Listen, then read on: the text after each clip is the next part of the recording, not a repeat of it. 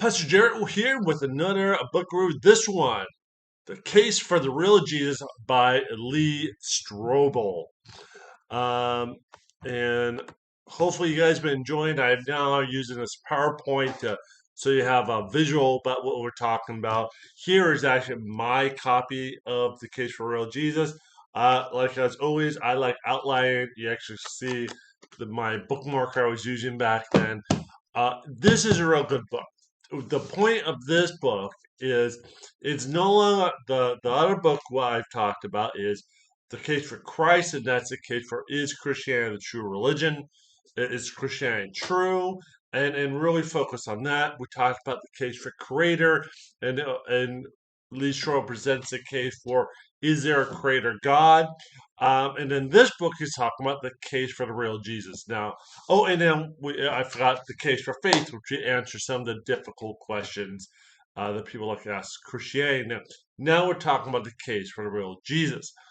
Now, the case for the real Jesus is basically a book that deals with these arguments that says that the Jesus of Christianity is not either like the historical Jesus or the Jesus of Christianity actually borrowed from other religions, specifically mystery religions, and really Christianity is a byproduct of other religions.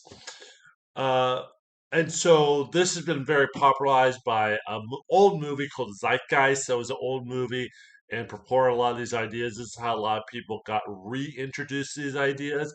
And later on, Bill Maher did the Religulous.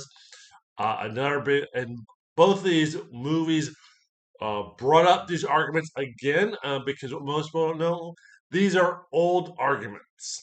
And they that go back in history that have already been disproven, already been debunked. But Lee Strobel does an excellent job with tackling them again as he goes through this book, The Case for the Real Jesus. And so again, we're talking about Lee Strobel, and Lee Strobel, of course, is a uh, was a writer for the Chicago Tribune. Went into court cases and heard them and write articles and stories about it. And he's a well documented, well scholarly person. And I highly recommend him. He's very good. As I mentioned before in the past, he used to be an atheist, and his wife became a Christian. He goes to disprove Christianity. In the process of trying to disprove Christianity, he discovered that Christianity is true. And after doing that investigation, he later on writes a case for Christ, which is which goes over those his investigate into Christianity, and then he wrote some other books, and now he's writing this book.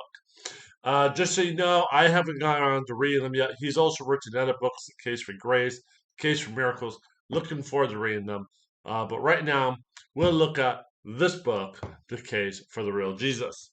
So, the table of content, and I want to, so you'll notice in the table of contents, I'm going to look at my copy here, is challenge one. Scholars are uncovering a radically different Jesus in ancient documents just as credible as the four gospel. He looks at that and what were they discovering? Now, as we find out that these are not new stuff, not new investigation. These are all old stuff. Challenge two: the biblical portrays of Jesus cannot be trusted because the church tampered with the text. This is the idea that the church went in, made it look like Jesus was God, and made it borrowing, changing things around. And as you look at it, that's not true because there's no evidence of tampering and doesn't show any evidence of tampering. Challenge three goes that explanations have refuted Jesus' resurrection and the cross examination. Again, relook into these, how they try to explain away the resurrection. Again, old arguments all have been disproven. Challenge four: Christianity beliefs about Jesus were copied from pagan religions, and as I mentioned before, again they look into it, and when you really investigate it, though they look like they're similarities, when you actually investigate them eye to eye, they don't have anything related. And if anything, sometimes the pagan religions were actually borrowing from Christianity. Challenge 5: Jesus was an impostor who failed to fulfill the Messiah prophecies. This again, we talked about that a little bit in the case for Christ, a little bit in case for faith, but that's not true. He was able to do that.